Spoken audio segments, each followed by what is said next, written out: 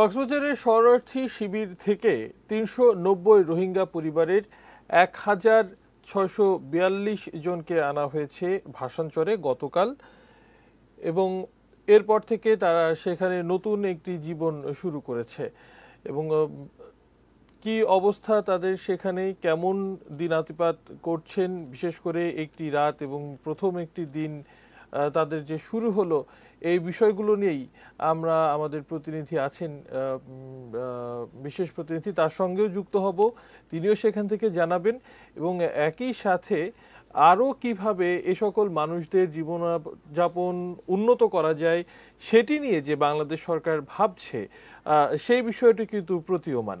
আমাদের বিশেষ প্রতিনিধি মুন্নি সাহা তিনি সেখানে আছেন, যেমনটি বলছিলাম এই মুহূর্তে তার সঙ্গে আবারও আমরা যুক্ত হতে চাই।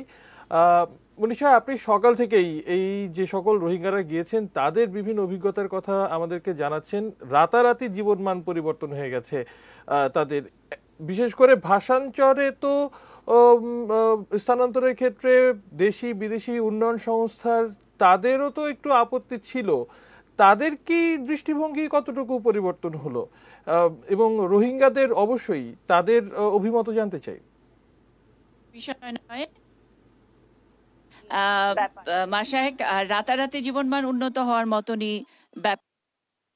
আমি একজন সংবাদকর্মী হিসেবে এসেছেন রক্তাক্ত বঞ্চিত ঘরপোড়া অভিজ্ঞতা নিয়ে এসেছেন। একটা মাত্র পরনের কাপড় পরে তারা এসেছেন। তারপরে গত 2 বছরে, অর্থাৎ আমরা এই দ্বিতীয় দফায়, অর্থাৎ সর্বশেষ বড় একটা ক্লাস্টার যখন এসেছে, সেই 2017 আগস্টের কথা বলছি, তো সেই সময়কার তাদের অবস্থা দেখেছি। আস্তে আস্তে তারা আমাদের পাহাড় কেটে পুরো বালুখালী, কুতুপালং, নীলা ইত্যাদি জায়গায় নিজেদের বসতি ঠিকঠাক করে নিয়েছে। একটু আগে শুনছিলেন হামিদুল্লাহ, যিনি ওইখানে মাঝির দায়িত্ব পালন করেছেন, তিনি বলছিলেন যে তাদের পলিথিনের যে ট্রিপল দিয়ে তারা ইত্যাদি জায়গায় নিজেদের বসতি ঠিকঠাক। একটু আগে তো শুনছিলেন হামিদুল্লাহ, যিনি ওইখানে মাঝির দায়িত্ব পালন করেছেন, তিনি বলছিলেন যে তাদের পলিথিনের যে ট্রিপল দিয়ে তারা ঘর ঠিকঠাক করে নিয়েছিলেন, অনেক ছোট ঘর, এবং সেগুলো তো আমরা সংবাদকর্মী হিসেবে বারবার দেখিয়েছি। আমরা এখনকার আমাদের ফুটেজও আপনারা দেখতে পারবেন। তারপরে যখন নাকি তারা যখন কি এই 1600 মানুষ গত সন্ধ্যা তারা এসেছে এখানে ওয়্যার হাউসে, তারা বসে একটা মোনাজাত করেছে, শুকরিয়া আদা করেছে এবং তারপরে যার যার ঘরে ঢুকেছে এবং প্রসেসটি করতে কিছুটা সময় লেগেছে। লাইন করে করে তারা তাদের জায়গা ঘরগুলো খুঁজে নিয়েছে। তারপরে রাতের ঘুম শেষ করে এখন সকালবেলা যে ছবিটি দেখেছি, আগে বলেছিলাম যে বাচ্চারা খেলছে, একটু আনন্দ, একটু আগে কথাও বলছিলাম, আর কথা বারবারই বলছিলাম, যার ব্যবস্থাপনা যিনি এই প্রকল্পটির পরিচালক, প্রকল্পটি নিয়ে অনেকে নামটা একটু মিসগাইড করছেন যে রোহিঙ্গাদের জন্য ভাসানচরের প্রকল্প। আসলে প্রকল্পটি বঙ্গবন্ধুর জন্মশতবার্ষিকী উপলক্ষে দরিদ্র জনগোষ্ঠীর জন্য এটা আশ্রয়ন প্রকল্প 3, এবং সেটা বাংলাদেশ নৌবাহিনী এটাকে এক্সিকিউশনের দায়িত্বে তারা এটাকে সম্পন্ন করেছে এবং এটা একটা গুড জেস্টার, অর্থাৎ আমাদের যে যারা রোহিঙ্গারা যারা আশ্রিত আছেন তাদেরকে একটু ভালো রাখার জন্য এটাও বঙ্গবন্ধুর জন্মশতবার্ষিকীরই একটা ভালোবাসার নিদর্শন। তারা তাদেরকে অফার করেছে এবং যারা স্বেচ্ছা আসতে চেয়েছে তারা এসেছেন। এসে সকালটা কি দেখেছেন তার একটা নমুনা আমরা দেখিয়েছি। আর এই মানুষটিকে পেয়েছি আমরা, তাকে এই জন্য আটকে রেখেছি, যার কথা বারবারই বলছিলাম, আব্দুল্লাহ আল মামুন চৌধুরী। তিনি এই প্রকল্পের পরিচালক। এটাই তার ধ্যান জ্ঞান এবং এত প্যাশনেটলি এরকম করছেন ওই, এবং সবাই যেমন করে বলছিলেন এখানে বাচ্চাদেরকে খেলাধুলা করতে দেখছি, গার্জিয়ানরা সবাই খুশি, অনেকে গুড মর্নিং বলছে তাদের ভাষায়। এবং আপনাকে আবার নতুন করে আরেকবার আনুষ্ঠানিকভাবে অভিনন্দনই জানাতে চাই এটি নিউজের পক্ষ থেকে, আমাদের সকল দর্শকদের পক্ষ থেকে। তারপরে কি করব, আর আমরা যখন কথা বলছি একটু অ্যাম্বিয়েন্সে একটু গান টান শোনা যাচ্ছে, গানের মানে কি? চলেন আমরা একটু দেখব। গানের মানেটা ঠিক বলতে পারবো না, এরা আসলে খুব ফেস্টিভ মোডে আছে। এবং যেটা হলো যে এই যে বাচ্চারা খেলার একটা ছোট মাঠ আছে, এর পিছনে যে দেখতে পাচ্ছেন এটা কিন্তু তাদের মানে প্রেয়ার রুম, দ্যাট ইজ মসজিদ করা হয়েছে। সকালে জিজ্ঞেস করলাম তারা নামাজ পড়েছে। এই যে দেখেন মুরগি, এদিকে আসেন, এটা ওনার সঙ্গে কথা বলেছি, আপনাকে একটু নিমন্ত্রণও করেছে, একটু পরে বোধহয় বিয়ের একটা ব্যবস্থা। জি জি, ওরা সবাই মুরগিও নিয়ে আসছে, অনেকে নিজস্ব সোলার নিয়ে আসছে একটু লাইট দেওয়ার জন্য। তো আমাদের যে ব্যবস্থা আছে ইনশাল্লাহ আমাদের ছেলেমেয়েরা বাচ্চারা খুব ভালো থাকবে। এবং এই নর্মাল যে ক্লাস্টার হাউসের সামনে যে ছোট ছোট মাঠ, এছাড়াও কিন্তু আমাদের ফর্মাল 3টে বড় বড় ফুটবল গ্রাউন্ড করা হয়েছে এখানে। বাচ্চারা তো এমনিতেই রাস্তা এবং এখানে ক্রিকেট খেলছে। হ্যাঁ ইনশাল্লাহ আমাদের। আপনার গানের উৎসটা একটু দিন। হ্যাঁ আচ্ছা। বাসায় নিশ্চয়ই শুনতে পাচ্ছেন, আমরা এই যে ক্লাস্টার হাউস গুলো যেখানে রো সেখানে দাঁড়িয়ে কথা বলছিলাম এবং জোরে গানের আওয়াজ পাওয়া যাচ্ছিল। তো আমি নিজেও জানি না কোথা থেকে আসছে, এবং তার আব্দুল্লাহ আল মামুন চৌধুরী তিনি ঘুরে ঘুরে দেখছিলেন, আমরা সাংবাদিকরা ওনার তিনি ঘুরে ঘুরে দেখছিলেন, আমরা সাংবাদিকরা ওনার সঙ্গে আমরা আরেকটা জায়গা এই ক্লাস্টার হাউসে। সব কাপড় চোপড় আজকে পেয়ে যাবেন, কারণ কালকে আমরা রাত হয়ে গেছে তো আজকে আমাদের সব জিনিসপত্র পেয়ে হয়ে গেছে তো আজকের মধ্যে সব জিনিসপত্র পেয়ে যাবেন ইনশাল্লাহ। কালকে থেকে খুব আরামে থাকবেন, ঠিক আছে? এই গান কার? এই গানের কার? আপনার নাম কি? ফির মাহমদ। ফির মাহমদ। কি হিন্দি গান শোনেন? হ্যাঁ বাংলা শোনেন না? বাংলায় শুনি, বাংলা। আর কি কি নিয়ে এসেছেন? আর কি নিয়েছে আর কিছু জানি নাই, আজও খাবার টাবার আনতে পারি নাই। কাপড় টাপড় আনতে পারেন না? কাপড় টাপড় সব এখানে দিয়ে দাও তো। ভালো লাগতেছে নি? ভালো লাগতেছে, ভালো লাগতেছে। কি কি গানের ইয়ে আনছেন? মেমোরি আনছেন? গানের মেমোরি আনছেন? আনছি মোবাইল আনছি, মেমোরি আনছি, সব আনছি। হ্যাঁ তারা হ্যাপি। এই যে ছোট বাচ্চারাও আছে, হাতে মেহেন্দি দেওয়া বাচ্চা, ভেরি ইন্টারেস্টিং। মেহেদি কি এখন লাগাইছেন? এটা তো আমাদের বাইরে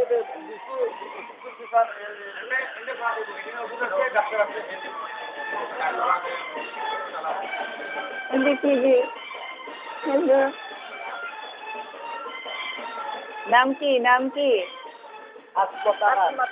ওর নাম কি? ওর নাম আসমতারা। আপনার নাম কি? লায়লা বেগম। কেমন লাগে এখানে? ভালো লাগছে?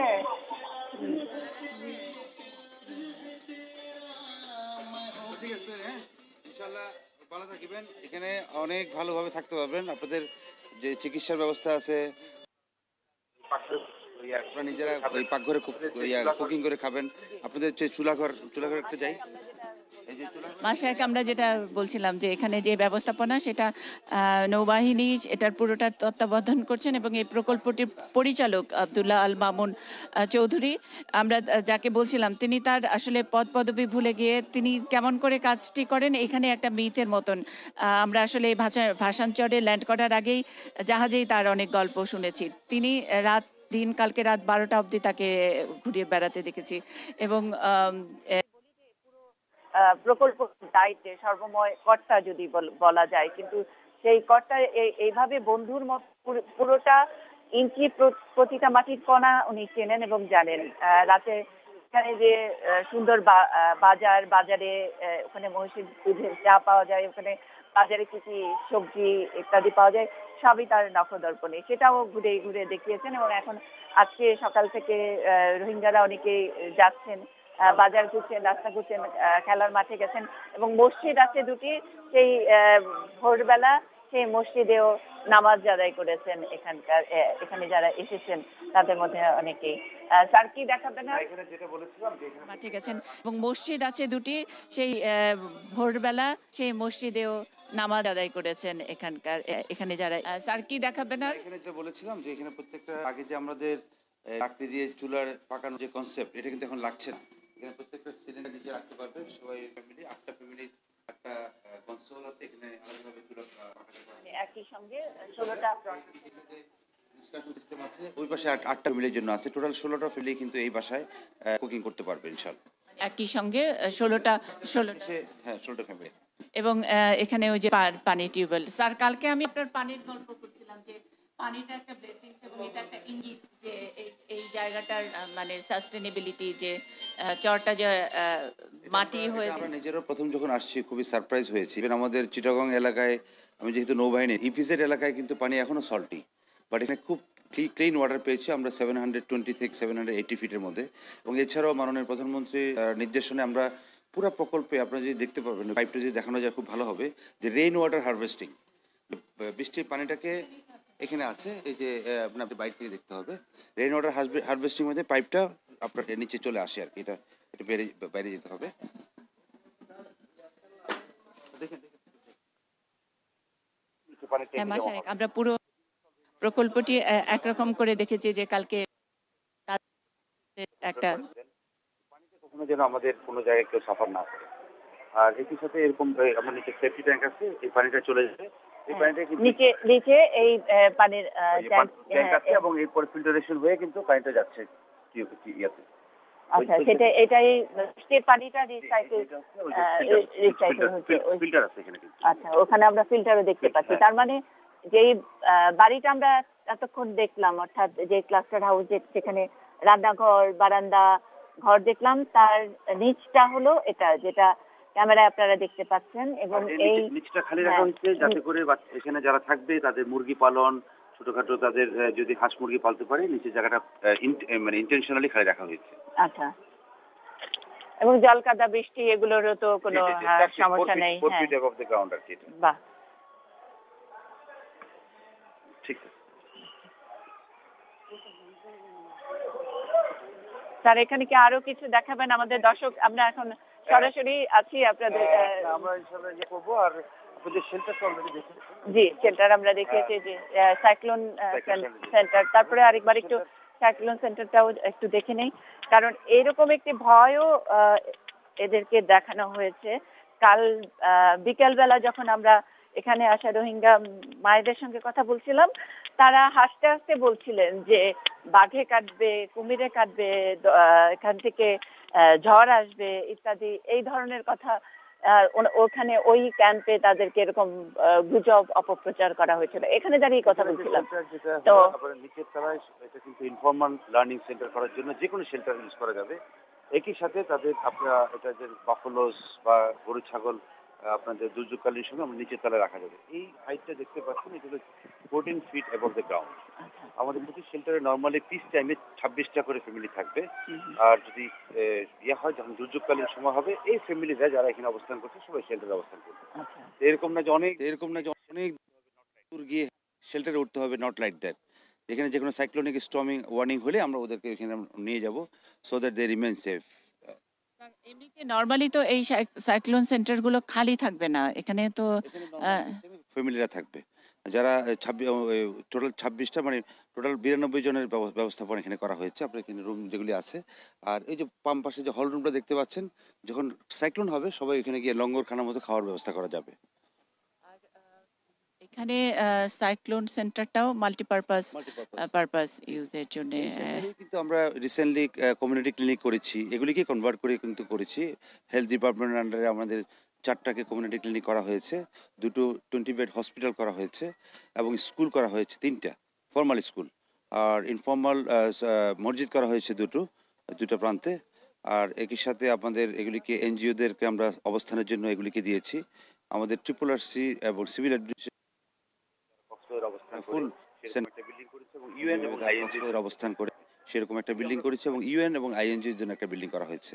এগুলি আমরা 9টি বিল্ডিংকে গত 2019 সাল থেকে আমরা কনভার্ট করে করে আমরা অবস্থানে রেডি রেখেছি, যাতে করে যে কোনো সংস্থা আসলেই এখানে যেন সরাসরিভাবে অবস্থান করতে পারে। এবং বর্তমানে আপনার RRRC মহোদয়ের যারা আসছেন এবং যারা এনজিওদের আসছেন, ওরা কিন্তু ওখানেই অবস্থান করছে।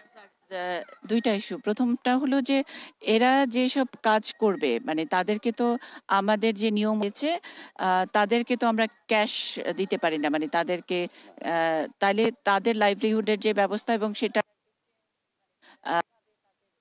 সেটার এক্সচেঞ্জ, মানে তারা কিভাবে তাদের একটু সঞ্চয় বাড়াবে বা কিছু, এনজিও বড় বিষয়টা। এবং রিসেন্টলি একটা মিটিংয়ে এভাবে সিদ্ধান্ত হয়নি, ডিসকাশন হয়েছে, এবং এদেরকে কিভাবে কাজে লাগানো যাবে এটা সংশ্লিষ্ট মন্ত্রণালয় বেসিক্যালি করবে। আর যদি কোনো ধরনের সহযোগিতা প্রকল্প সাইড থেকে দিতে হয় তাহলে আমরা প্রোভাইড করব, বাট এটা সংশ্লিষ্ট মন্ত্রণালয় করবে, এবং এটা নিশ্চয়ই এই বিষয়ে কথা হলো যে তাদের হাতে টাকা দেওয়া যাবে না, কাজ করবে, কিন্তু সেটা সংশ্লিষ্ট মন্ত্রণালয় সিদ্ধান্ত নেবে বিষয়টা, সিদ্ধান্তের অপেক্ষায় কিন্তু করবে। এখানে তো ওইসব ক্যাম্পে তাদেরকে যেভাবে আইডল আমরা ফেলে দিয়েছি, তো নিশ্চয় আমার মনে হয় মাননীয় প্রধানমন্ত্রীর নির্দেশনা আছে এদেরকে কাজে লাগানোর বিষয়ে। এই বিষয়ে সংশ্লিষ্ট মন্ত্রণালয় খুব শীঘ্রই এগিয়ে আসবে এবং এগিয়ে আসছেও। বিভিন্ন সংস্থা এখানে ভিজিট করেছে, ফিজিবিলিটি স্টাডি হচ্ছে কি ধরনের স্কোপ আছে, এবং রিসেন্টলি কিছু কিছু কোম্পানি আমাদেরকে প্রকল্প পরিচালক হিসেবে, যেমন প্রাণ গ্রুপ, তারা আমাদেরকে সাবমিট করেছে। আমরা এটা সংশ্লিষ্ট এনজিও দপ্তরকে পাঠিয়েছি এবং এই ধরনের আমার মনে হয় এটা খুব শীঘ্রই শুরু করা যাবে, যেহেতু আসছে তারা। এটা আমাদের সময়ের ব্যাপার। আরেকটা জিনিস যে গতকাল আমাদের বাংলাদেশেরই অনেক মানে অনেক টেলিভিশন বা খরচ ফলো করেছি মানে আমি অ্যাজ যে ইফ এমনি যেভাবে আসলে ট্যাগটা দেওয়া হচ্ছে যে ভাষান্তরে রোহিঙ্গাদের জন্য আশ্রয়ণ প্রকল্প, ব্যাপারটি তো তা নয়। এটা তো বাংলাদেশের জন্যই বাংলাদেশের একটি আশ্রয়ণ প্রকল্প এবং সে কারণে আশ্রয়ণ প্রকল্প বাংলাদেশের একটি আশ্রয়ণ প্রকল্প এবং সে কারণে আশ্রয়ণ প্রকল্প ৩ এটার নাম, এবং বঙ্গবন্ধু জন্মশতবার্ষিকীর সঙ্গেও এটার সাথে ট্যাগ করে দিয়ে সুবিধাবঞ্চিত মানুষদের, দুস্থ মানুষদেরকে থাকার একটা ব্যবস্থা করা, সেটার একটা ইচ্ছা নিয়ে এটা করা। এবং দ্বিতীয়ত এই যে এখন রোহিঙ্গাদের স্থানান্তর করা হলো, তাতে এক ধরনের খরচ বাড়বে। তো এইটা বাংলাদেশ স্বেচ্ছায় এত সব দায় কেন নিচ্ছে, কেন বাংলাদেশের এই যে রাজস্বের খরচগুলো কেন এদিকে যাচ্ছে, এইসব নিয়ে অনেকেই অনেক টেলিভিশনে আলোচনা করেছেন, কথা বলেছেন। আমি একটু আপনার কাছে জানতে চাই। এ বিষয়ে যে বলতে চাচ্ছি যে এটা আসলে টেম্পোরারি সেটেলমেন্ট, যেটা হলো যে এইটার হিসেবে রোহিঙ্গাদেরকে এখানে সাময়িকভাবে অবস্থানের জন্য। যখন রিপ্যাট্রিয়েশন প্রসেস শুরু হবে তারা কিন্তু এখান থেকেও যাবে, কক্সবাজার থেকেও ফেরত যাবে। আর এই প্রকল্পের নাম আশ্রয়ণ দেওয়া হয়েছে এই জন্য, বা এটা যখন ফেরত যাবে, এই প্রকল্প এখানে যারা অবস্থান করবে, এখানে দুস্থ বা জন্যই এটা কিন্তু ওইভাবেই আশ্রয়ণ। আমরা বাংলাদেশে আশ্রয়ণ প্রকল্প শুরু হয়েছে অনেক আগের থেকে। সশস্ত্র বাহিনী বিভিন্ন জায়গায় আশ্রয়ণ প্রকল্প করেছে। ঠিক ওই কনসেপ্টে কিন্তু এই নামটা আশ্রয়ণ, মানে ভাষাঞ্চল প্রকল্প নাম দেয়নি, রোহিঙ্গা প্রকল্প নাম দেওয়া হয়নি। এবং এটা আশ্রয়ণ প্রকল্প নাম দেওয়া ওই directly only for that purpose, যাতে করে এটা আমাদের দুস্থ আমাদের জনগণরা যেন ব্যবহার করতে পারে। এবং একই সাথে যারা আমার মনে হচ্ছে যে গ্র্যাজুয়ালি আমাদের যে ইনফ্রাস্ট্রাকচার, আমাদের যে ভবিষ্যতে যে ইউএন প্রোটেকশন টিম এখানে যে ভিজিট করার যে প্ল্যান, আমার মনে হয় আমাদের এই আগমনটা, এই যে ওদের যা নিয়ে আসছে, ওরা সুন্দরভাবে অবস্থানটা, এটাকে আমাদের এক্সপিডাইট করবে। এবং আমরা সার্বিকভাবে প্রকল্পের দিক থেকে আমরা প্রস্তুত। এখন সংশ্লিষ্ট মন্ত্রণালয় সংশ্লিষ্ট ব্যক্তিদের প্রক্রিয়া নিয়ে আসলে আমরা ইনশাল্লাহ আমরা এসে মানে যেরকমটা দেখছি, যেরকম ব্যবস্থাপনা, এবং ওখানে যেরকম দেখে এসেছি, যে যেরকম রিসিভ করেছি সেই সময়, তো তার সঙ্গে তো একেবারে এক রাতে জীবন বদলে দেওয়ার মতন অবস্থা। এবং তারা যখন এই রকম একটা লাইফে অভ্যস্ত হয়ে যাবে, আবার কি ফেরত যেতে চাইবে? যতই রোহিঙ্গাতে শান্তি আসুক আর যাই আসুক, তাদেরকে ফেরত যাওয়াটা আসলে এটা সম্পূর্ণভাবে মানে সরকারের সিদ্ধান্ত যখন হবে তখন অবশ্যই তাদের দেশে ফেরত যেতে পারবে। এবং এরাও তাদের দেশে কিন্তু ফেরত যেতে ইন্টারেস্টেড। তারা নিজস্ব ভূমিতে সবাই নিজের জায়গায় ফিরে যেতে চায় এবং তাদের কষ্টের মধ্যে ছিল দেখে তারা আসছে, নাহলে কিন্তু আসতো না। তো এটা আমার ধারণা, যখন ওখানে একটা এনভায়রনমেন্ট হবে, সিচুয়েশন ক্রিয়েট হবে, এরা অবশ্যই ফেরত যাবে। আরেকটা কথা যে তারা মেইনল্যান্ডে, এটা জাতিসংঘের একটা কি বলবো আবদার, ঠিক তাদের সাজেশন নাই, আবদারের মতন করে জাতিসংঘ এই জায়গাটা ঠিক করে ভালো করে জানে কি জানে না সেটা নিয়ে তাদের একটা আপত্তি প্রকাশ করেছে এবং বলেছে তাদেরকে মেইনল্যান্ডে যেতে দিতে হবে। এটার মানেটা কি? মানে কোথাও কি পৃথিবীর ইতিহাস স্ট্যাটাসও যারা পায় তারা কখনো এত মানে এইভাবে ফ্রিলি মেনদের সঙ্গে মিশে যাওয়া বা যেতে দেওয়ার ব্যাপার থাকে? এই বিষয়টা আসলে সংশ্লিষ্ট ব্যাপার থাকে এই বিষয়টা আসলে সংশ্লিষ্ট মন্ত্রণালয় এমওডিএমআরই দেখবে। বাট আমার যেটা ধারণা, যারা আসছেন ভলান্টিয়ারি, তারা কমিউনিটি বেসড হিসেবে আসছেন। তাদের খালা, মামা, চাচা ওদেরকে নিয়েই কিন্তু আসবেন। তো এই প্রসেসটা যদি এখান থেকে গ্রাজুয়ালি যদি ওইভাবেই আসে, আমার মনে হয় খুব একটা বেশি যাওয়ার ইচ্ছা প্রকাশও করবে না, ওয়ান্স দে আর সেটেল এবং তারা যদি এখানে কমফোর্টেবল থাকে। এখন পরবর্তীতে ওদের দেখা করতে দিবে কি দিবে না, এটা সংশ্লিষ্ট মন্ত্রণালয় হয়তো তাৎক্ষণিক সময়ে এটা বিচার করবে, এটা আমার ধারণা। সেটার ব্যাপারেও কথাবার্তা হচ্ছে যে যদি কেউ ওই ক্যাম্পে আর এই ক্যাম্পের মধ্যে যদি দেখাশোনার একটা ব্যাপার থাকে, তাদের ট্রান্সপোর্টেশন অথবা তাদের নিয়ে যাওয়া হবে কি হবে না, সেটা হয়তো পরবর্তীতে আপনারা এটা মিডিয়ার মাধ্যমে জানতে পারবেন। এখানে যারা আসছেন, আমি যাদের শুনলাম যে গতকালকে থেকে তারা অনেকে বলতেছে অনারা চলে, এই জন্য মানে দে আর ফিলিং বেটার হিয়ার। তো এরকম ইমপ্রেশনে পাচ্ছি আমি। তো এটা আমি আসলে এখন আমার আমার দায়িত্ব, যেটা আমি প্রকল্প পরিচালক হিসেবে আমরা সুষ্ঠু একটা ব্যবস্থা রেখেছি। এখানে রোহিঙ্গা ভাই বোনদের যদি আসার ইয়ে থাকবে আমাদের মাধ্যমে আমাদের আসলে মানে দেশেরই ক্ষতি। জি স্যার, আরেকটা জিনিস যে একেবারে সকালবেলা এসে প্রথমে এই ছবি তুলতে গিয়ে যেটা শুনেছি এরকম, আপনি যে কথা বললেন যে ফোনে তারা কথা বলছে যে তোমরা, আপনি যে কথা বললেন যে ফোনে তারা কথা বলছে যে তোমরা চলে আসো, আমরা শান্তিতে আছি। তো গতকালই মাত্র ১৬৪২ জন এসেছে স্যার। মানে এখনই মানে আমার মনে হয় এক ধরনের তাড়া থাকবে আসার জন্য। নেক্সট স্লট কবে আসবে এরকম কোনো প্ল্যান আছে কিনা? সংশ্লিষ্ট যারা আছেন তারাই সিদ্ধান্ত নেবেন আর কি। মানে আমাদের নৌবাহিনীর পক্ষ থেকে আমরা সম্পূর্ণভাবে প্রস্তুত সহযোগিতা প্রদান করার জন্য। হ্যাঁ, এটা RRRC এবং আসলে ডিস্ট্রিক্ট স্টেশন এবং পুলিশরাই পুরো বিষয়টা নিরাপত্তা সবকিছু। অনেক ধন্যবাদ। রেডি করলে আপনারা পরে মাসে যেটা আর বলছিলাম করবেন। অনেক ধন্যবাদ, অনেক ধন্যবাদ। মাসেক যেটা বলছিলাম একেবারে পুরোটাই দেখা হয়ে গেল এক সকাল, এবং সকালের সঙ্গে পুরো যারা এখানে যারা উঠেছেন তাদের সকালটা কেমন হয়েছে। ভালো ঘুমিয়েছেন, ভালো থেকেছেন, ভালো আছেন এবং আনন্দের কথা জানাচ্ছেন, গানও শুনছিলেন সকালবেলা উঠে। তো এরপরে যারা নানা রকম সন্দেহ থাকছে তাদের কিছু ইত্যাদি, সেগুলোর সন্দেহের ব্যাপারটা যদি না যায়, এটা এক ধরনের কি বলবো যে বাংলাদেশ সম্পর্কে এক ধরনের নেগেটিভ প্রচারণায় যারা আছেন তাদের অন্তত এখানে এসে দেখে যেতে কারোই কোনো বাধা নেই। সুতরাং আমরা আমাদের দর্শকদেরকে, বাংলাদেশের মানুষদেরকে সরাসরি দেখে নিচ্ছি এবং যা মনে যা প্রশ্ন আছে, যা সন্দেহ আছে, সবকিছুই সরাসরি আমরা জেনে নিলাম এখানকার প্রকল্প পরিচালকের কাছ থেকে। আমরা অন্য আরো এইসব এই ভাষাঞ্চর প্রকল্পে আর কি কি ব্যবস্থা রয়েছে লাইভলিতে সেগুলো দেখার জন্য, আপনারা জানেন যে এটি চর এলাকা এবং এই চর প্রথমে যে প্রাণীটি সবার আগে আশ্রয় নিয়েছিল সেটি হলো মহিষ, এবং মহিষ হাজারে হাজারে মহিষ, এবং মহিষের বিষয় নিয়ে আমাদের সহকর্মীরা রিপোর্টও করেছে। আমরা সেই মহিষের প্রজেক্ট বাথান যেটা, সেখানেও হয়তো আমরা দেখবো যেখানে আমরা হয়তো দেখাতে পারবো যে এই এখন যারা রোহিঙ্গারা যারা এসেছেন তাদের মধ্যে কেউ কেউ চাইলে ওখানেও তাদের জীবন জীবিকা করে নিতে পারবেন।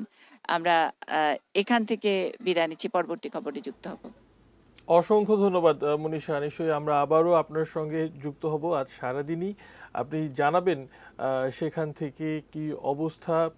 এই আশ্রয়ণ প্রকল্প 3-এ একেবারেই কম সময়ের জন্য আমরা আশা করতে পারি রোহিঙ্গাদেরকে সেখানে নেওয়া হচ্ছে। অচিরেই প্রত্যাবাসন যখন শুরু হবে নিজ দেশে তারা সেখান থেকে চলে যাবেন। তবে এই যে খানিক সময়ের জন্য হলেও তাদের জীবনমানে যে পরিবর্তনের জন্য বাংলাদেশ যে প্রচেষ্টা চালাচ্ছে সেটি অবশ্যই আন্তর্জাতিক এবং দেশীয় পরিমণ্ডলে সাধুবাদ পাওয়ার যোগ্য বলতেই হয়। মুন্নী সাহা আমাদের সঙ্গে যুক্ত হয়েছিলেন, আমাদের বিশেষ প্রতিনিধি ভাষাঞ্চর থেকে।